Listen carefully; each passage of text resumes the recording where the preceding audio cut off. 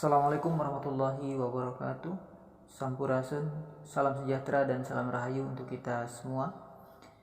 Segala puji bagi Allah Rabb yang Maha Kuasa. Salawat teriring salam semoga selalu tercurah kepada baginda Nabi Muhammad SAW. Semoga sahabat semua selalu dalam keadaan sehat walafiat, selalu berada dalam lindungan Allah Tuhan yang Maha Esa dari berbagai macam penyakit, bala dan musibah. Amin, amin ya rabbal alamin. Sahabat yang saya muliakan, mungkin sudah tidak terhitung lagi berapa banyak yang mengaku sebagai Satrio Piningit, baik yang secara terang-terangan mengakui diri sebagai beliau, maupun yang melalui perantara-perantaranya yang mendaulat seseorang sebagai Satrio Piningit. Juga termasuk yang bertindak seolah sebagai perantara, namun sebenarnya dia sendiri yang ingin didaulat sebagai Satrio Piningit. Tapi dari sekian banyak itu sama sekali tidak ada yang mencerminkan sebagai Satrio Piningit sejati. Hal itu dapat kita lihat dari ujaran ataupun tuturannya, termasuk tulisannya. Secara mudahnya, Satrio Piningit yang digambarkan seseorang yang memiliki kecerdasan yang luar biasa, tentu beliau mengerti mengenai kaidah-kaidah penulisan, juga akan menggunakan bahasa yang santun yang mencerminkan kepribadiannya.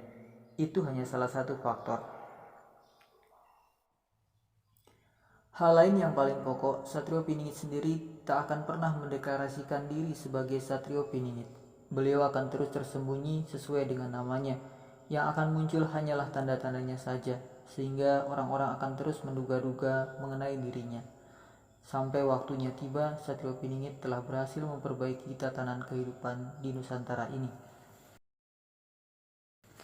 Hingga saat ini dari zaman ke zaman yang terjadi justru masih banyak kemunduran, bukan kemajuan. Meskipun secara kasat mata yang terlihat adalah sebuah kemajuan, Nusantara terlihat semakin cantik, semakin elok, padahal kenyataannya terjadi kerusakan di mana-mana dari banyak aspek. Semisal saja gedung-gedung bertingkat di mana-mana, jalan-jalan semakin licin, namun itu hanya bagian yang terlihat. Kita tidak pernah memandang kerusakan yang timbul sebagai akibatnya. Hutan menjadi gundul, tanahnya menjadi gersang, kandungan air dalam tanah semakin berkurang, kesuburan tanah semakin berkurang akibat sering digali, ditambang berbagai kandungannya, tanpa pernah memperhatikan dampak jangka panjangnya. Akibatnya musibah terjadi di mana-mana, tanah longsor, banjir, gempa bumi, dan lain sebagainya yang diakibatkan oleh kerusakan alam semesta ini.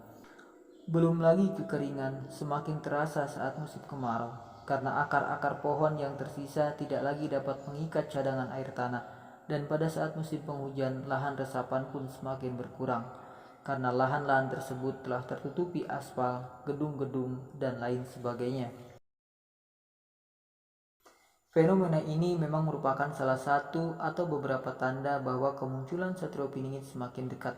Barangkali ketika semua manusia sudah tidak memikirkan keluarganya, sahabatnya, makhluk hidup lain, kecuali mementingkan perutnya saja, sehingga kerusakan semakin menjadi. Saat itulah Satrio Piningit akan muncul untuk memperbaiki kerusakan-kerusakan tersebut, mengajak manusia untuk kembali kepada fitrahnya.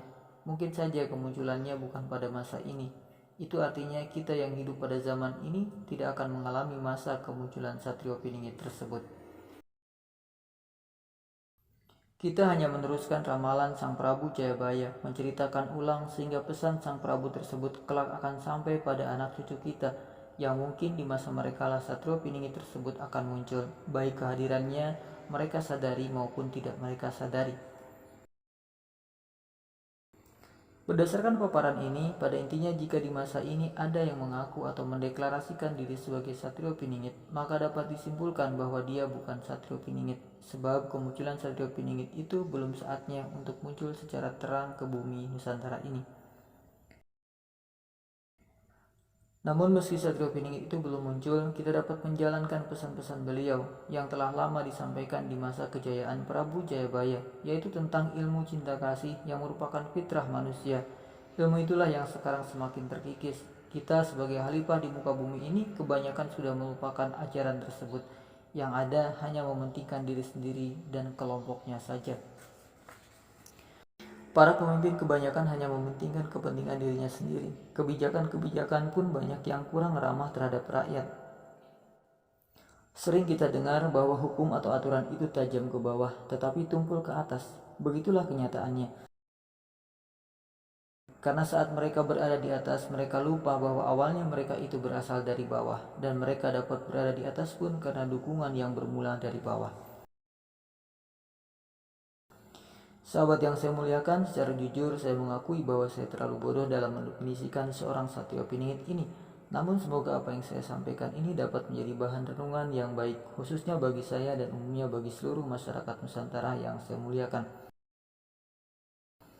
Atas kelancangan dan kesalahan saya dalam penyampaian ini, saya mohon maaf yang sebesar-besarnya. Segala kesilapan itu berasal dari nafsu saya pribadi, dan jika ada kebenaran yang dapat diterima dari paparan ini, semuanya semata-mata berdasar dari petunjuk dan atas kehendak Allah Subhanahu wa taala.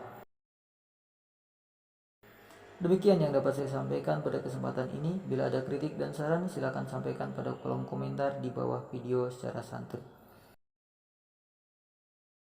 Terima kasih telah menyempatkan diri menyimak paparan ini. Mari kita sempurnakan dengan membaca doa kafarat majelis. Subhanallahi wa bihamdihi, subhanallah bihamdika, asyhadu alla ilaha anta astaghfiruka wa atubu ilaik. Wabillahi taufiq wa hidayah. Wassalamualaikum warahmatullahi wabarakatuh. Salam rahayu, rahayu, rahayu. Sampurasun.